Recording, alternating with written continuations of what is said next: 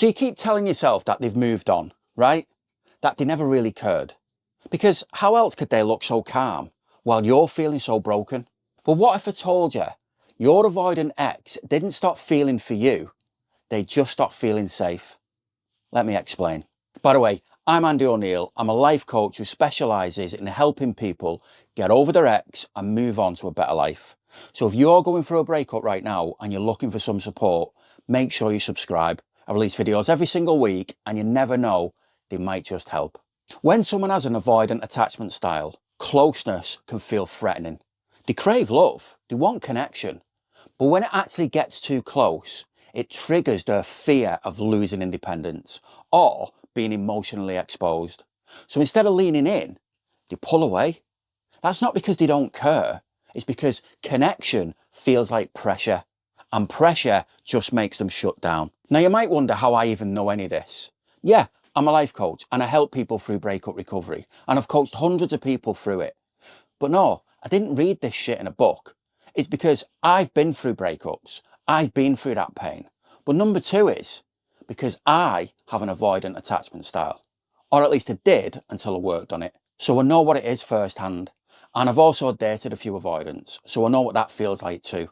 So after the breakup, what you're seeing, that coldness, that silence, that calm exterior, it isn't strength, it's avoidance. It's their nervous system going, I can't deal with this right now. And it's retreating into an emotional distance just to feel stable again. And here's the crazy part, right?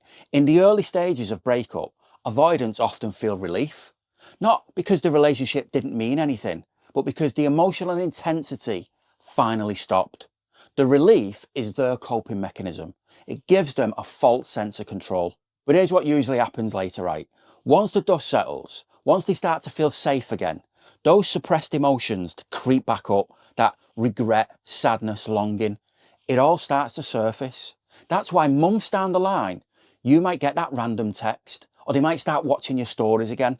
It's not because they've suddenly realised what they've lost, it's that they've finally allowed themselves to feel it. Now, I want to be clear, right? Understanding this isn't about waiting for them to come back. It's about giving you clarity. Because when you chase them, explain yourself, or you try and get closure, you're actually confirming their biggest fears. That closeness equals pressure. And every time you do that, it just pushes them further away. But this is not about them. This is about you. Now, I see other online coaches talk about this a lot, but they do the one thing that really pees me off.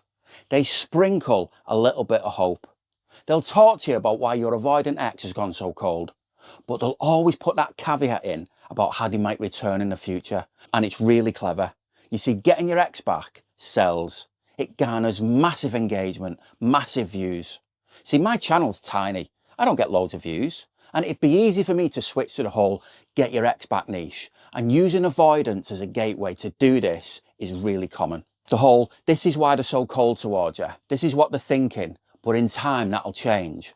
All that does is give you hope and is keeping you stuck for months. No, it's important for me to stick to my principles, right? Yeah, there's a reason your avoidant ex has gone cold towards you so quickly.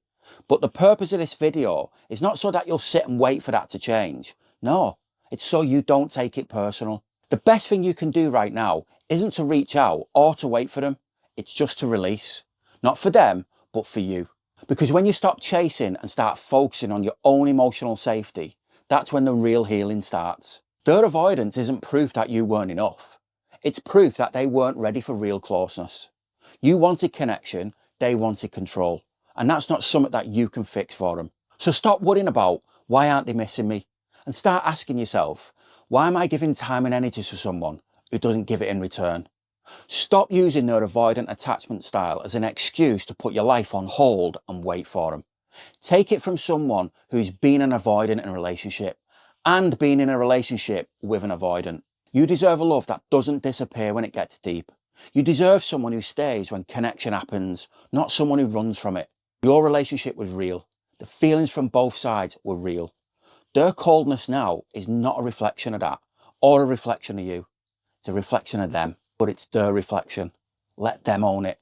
Instead, you own you.